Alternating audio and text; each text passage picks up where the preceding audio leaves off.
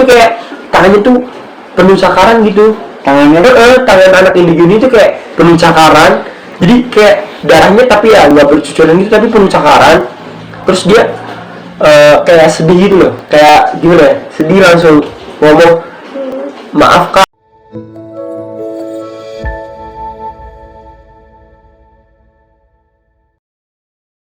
Oke guys, kita habis makan dulu ya tadi. Ya. Mau lanjut nih di part kedua.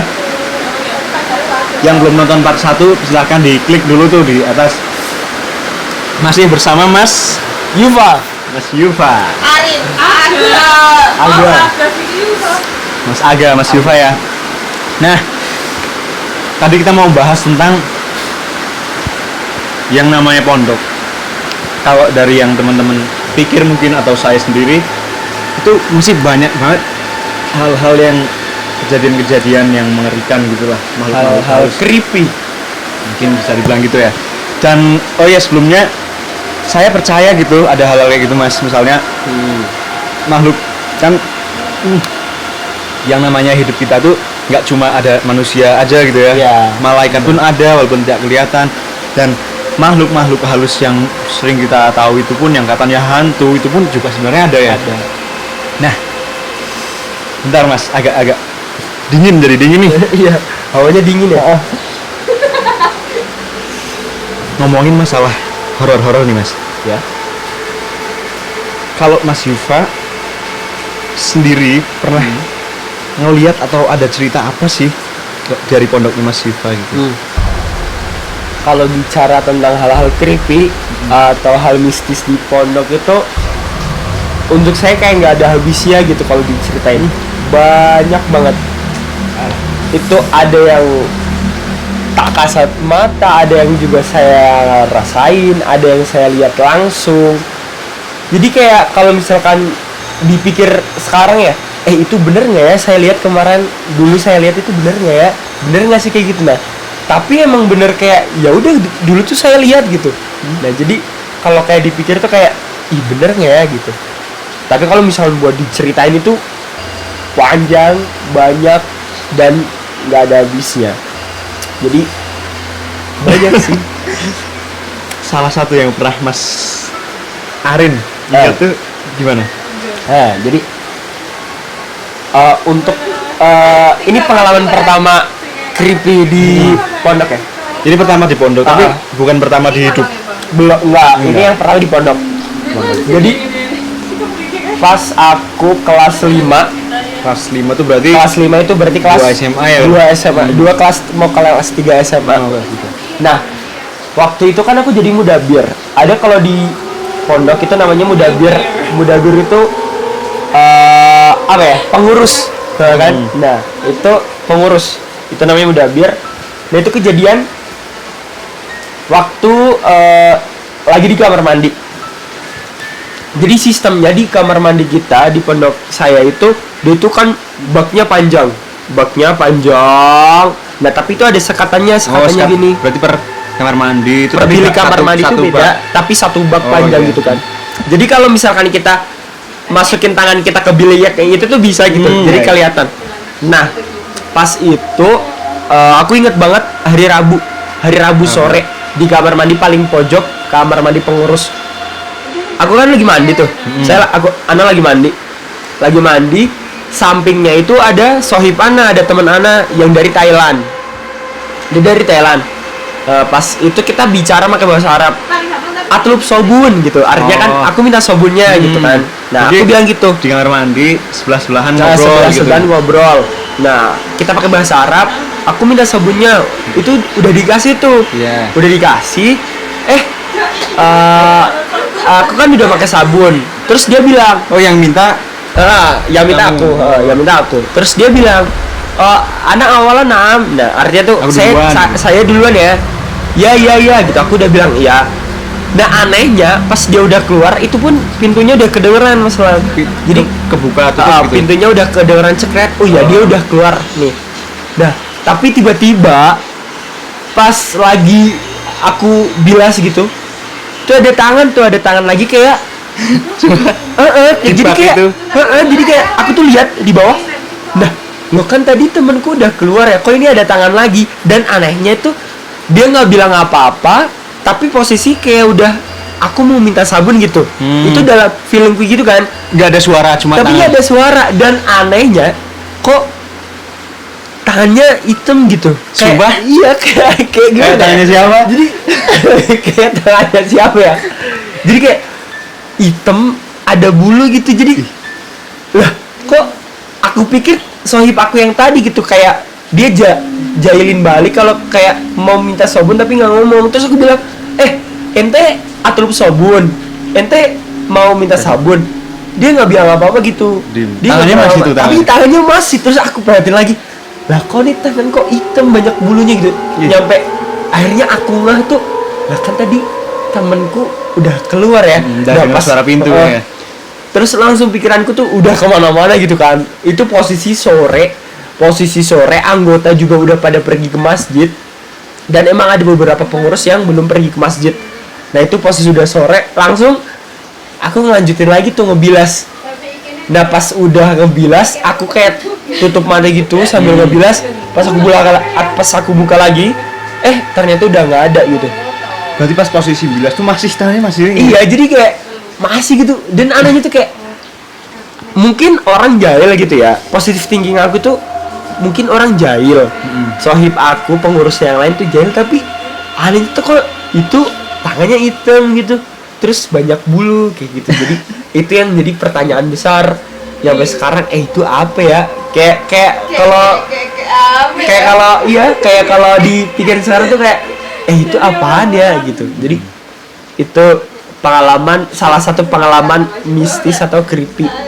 Itu pas posisi kelas 11 berarti kelas 2 kelas SMA. 11. Jadi pas Habis itu kelas 1 SMA, kelas 2 tuh belum ngerasain. masih soleh lah ya. Iya, masih jadi mas soleh lah. Nah, tapi habis kejadian itu, nah, Mas awal Yuka dari itu kelanjutannya malah lebih banyak lagi. Iya. Itu yang anehnya. Jadi itu yang mengawali gitu.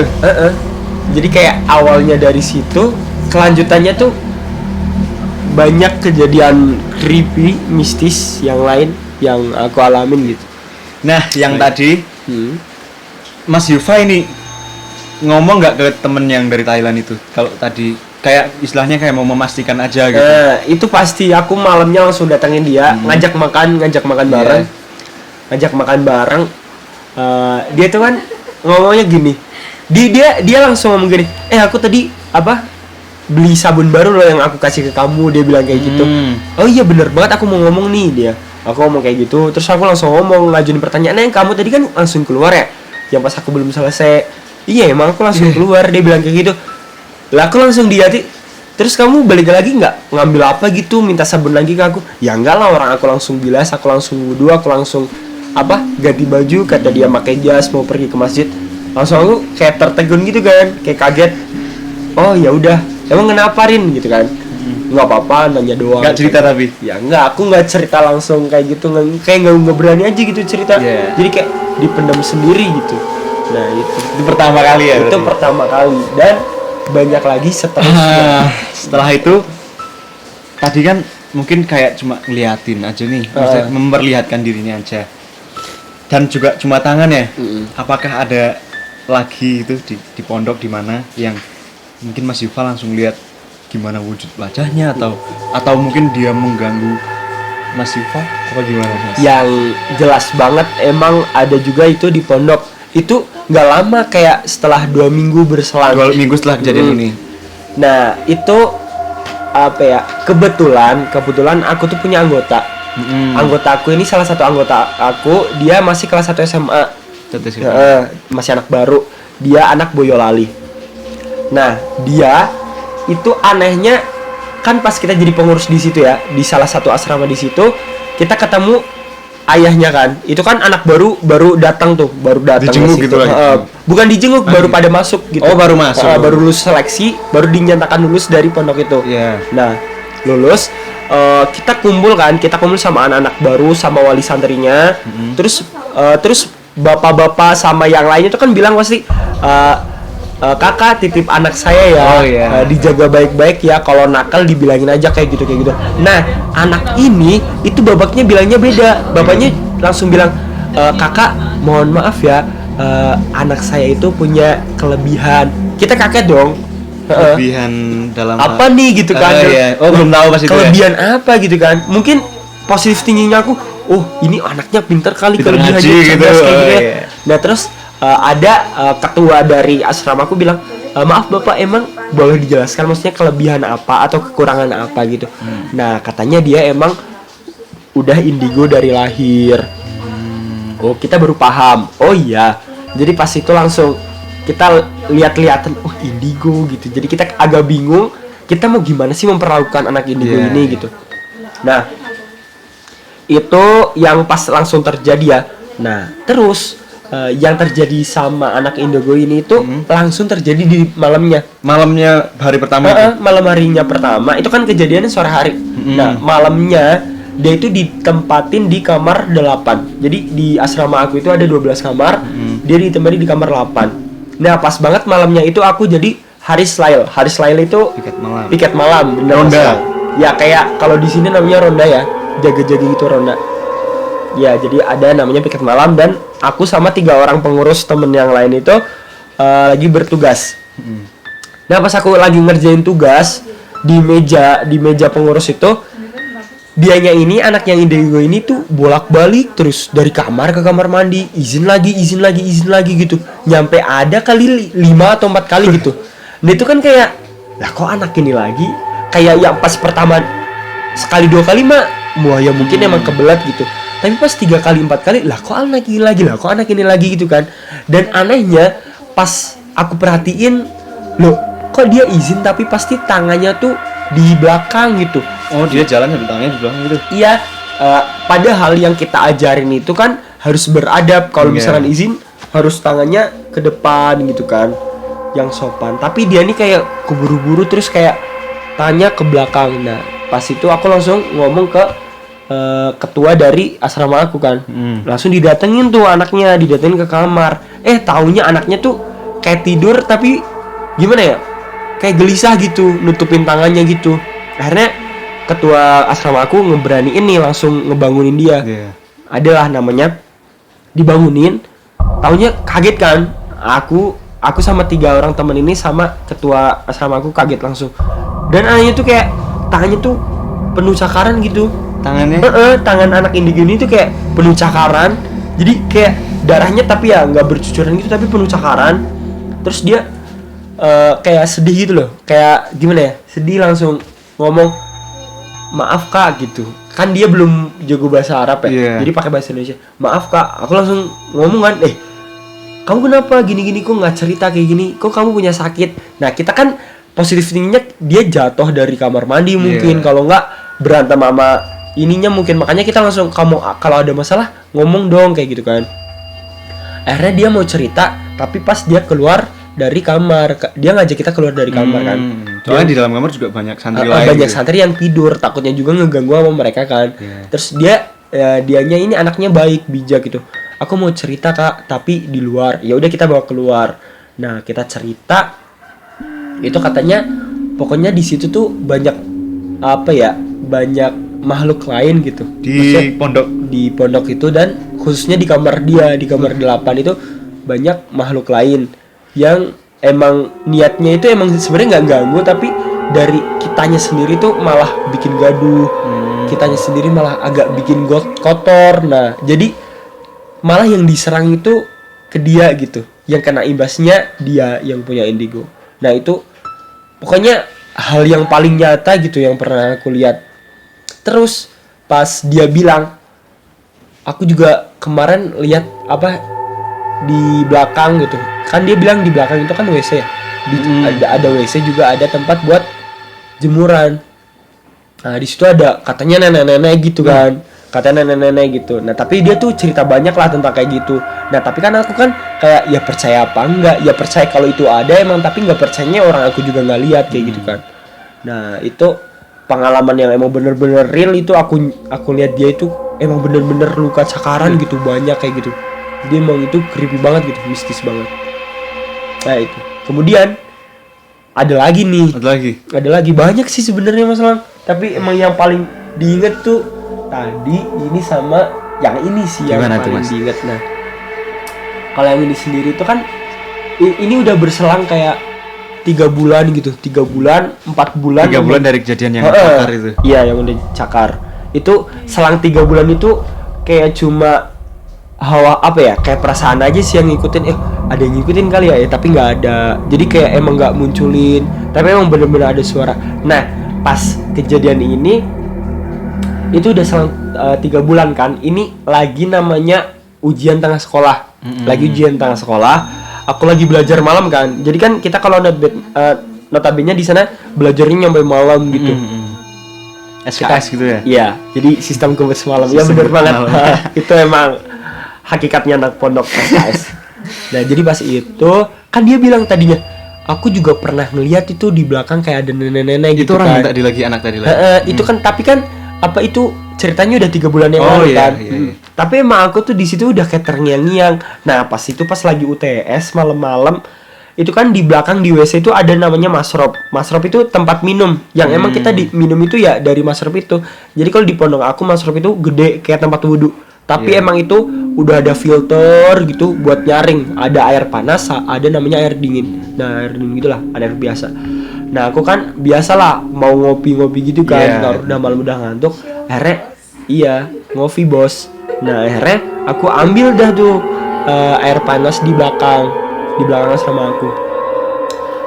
Aku ada temen anak Riau. Dia bilang, Rin, mau aku temenin nggak? Udah nggak usah, kamu di depan aja, aku bisa ngambil sendirian kok, paling di belakang cuma bentar gitu kan. Ambil pakai botol.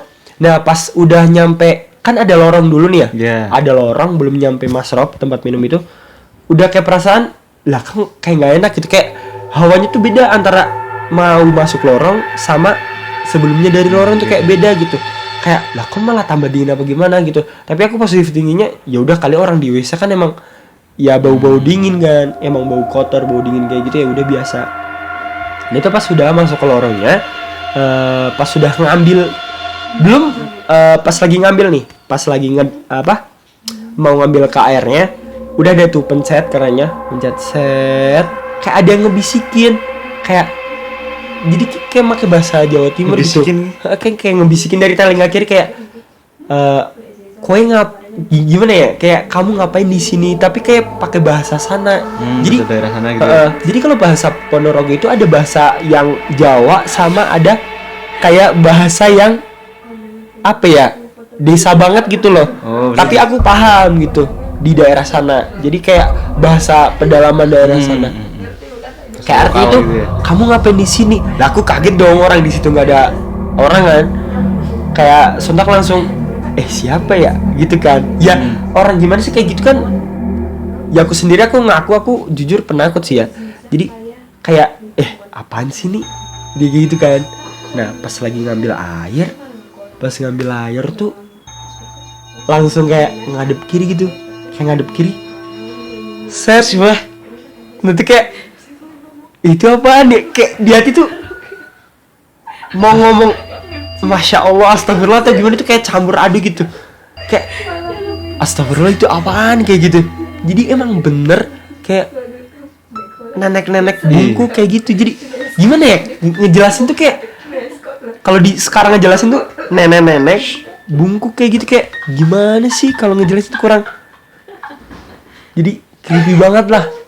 Ini kalau diingat ya Allah, astagfirullah. Jadi Dan nggak mungkin kan ya di pondok yang semuanya cowok. iya, maksudnya kalau dipikir secara logis juga, ngapain ada nenek-nenek di situ, juga ngapain dia di WC. Iya, kalau misalkan dia di depan lagi ngebersihin jadi tukang sapu kan ada emang, tapi ini di belakang posisi jam 1:30 malam yang kita lagi belajar, ya emang udah pada tidur, tapi emang yang belajar. Nah itu pokoknya pas ngadep ke kiri, lah kok ada gitu, kayak iya bener gak sih gitu. Tapi itu sekejap mas Lang. Jadi pas ngadep kiri, aku balik lagi nutup botol, tapi ngadep kiri lagi kan. Nah itu udah nggak ada gitu.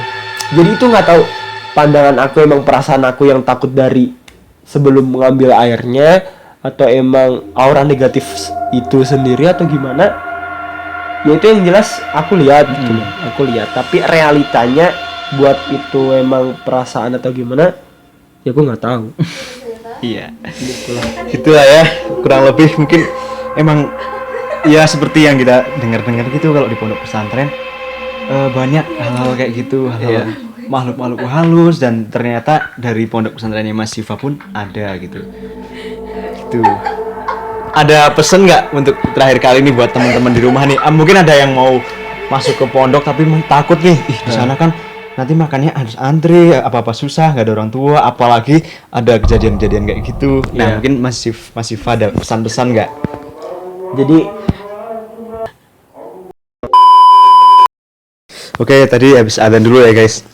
Nah, gimana nih Mas pesan Mas Siva buat teman-teman yang mungkin pengen masuk ke pondok cuman masih ragu dan takut gitu karena banyak hal-hal yang nggak enak atau berat gitu. Apalagi tadi kita cerita tentang kayak gini kan. Nah, mungkin ada pesan-pesan apa Mas? Nah, selepas dari hal itu semua yang emang udah kita ceritain yang masalah, jadi kan emang utama kita di pondok itu buat memperbaiki diri, buat kita menjadi pribadi yang lebih baik. Orang tua juga kita pengennya kita jadi anak yang berilmu, beragama. Nah, kita kalau misalkan emang kita berniat untuk ke pondok, emang kita akan apapun dimulai dari niat kita kan. Jadi kita niat baik, ya insya Allah nanti akan baik pula nanti di pondoknya. Nah, jadi kalau tips nih buat sobat-sobat Jawara di rumah yang emang mau nerusin pendidikannya di pondok pesantren atau boarding school, asrama gitu, ya mungkin emang dalam dirinya itu berniat dulu lah. Misalnya bismillah, aku emang niat di pondok menjadi yang lebih baik. Toh juga nanti pasti ya akan ngikut sendiri. Pasti kalau misalkan namanya nggak betah, itu emang istilah kata ya emang wajib dari santri ya. Pasti ada gitu. Iya, pasti ada, wajib. Bahkan dalam diri santri itu pasti ada yang ngerasain namanya nggak betah. Entah itu dari faktor internal dia, faktor eksternal dia, itu pasti ada namanya nggak betah. Kemudian dari faktor makanan, kebudayaan, temen, nah itu pasti nanti seiring perkembangan, seiring waktu akan ngikut sendiri gitu. Jadi gimana diri kita sendiri sih kalau menurut aku. Kayak misalnya contoh aku kan kalau di pondok emang orangnya nggak bisa diem, emang orangnya bisa bergaul. Nah itu nilai plusnya. Jadi utamanya itu dari niat kita sendiri gitu. Mantepin dulu ya. Mantepin diri kita dulu. Masalah nanti kita ketemu hal-hal mistis atau enggak kan emang pasti kepikiran, tapi ya udahlah itu kan nanti. Toh juga nanti kalau keluar bisa jadi cerita, bisa jadi pengalaman baru, bisa jadi hikayah baru, dan pasti ada hikmahnya kan dari semua itu. Nah. Oke. Gitu ya teman-teman, untuk Gitu teman-teman. part kali ini bersama Mas Siva dan saya sendiri Rilan Lang. Terima kasih banget buat yang udah nonton sampai sini.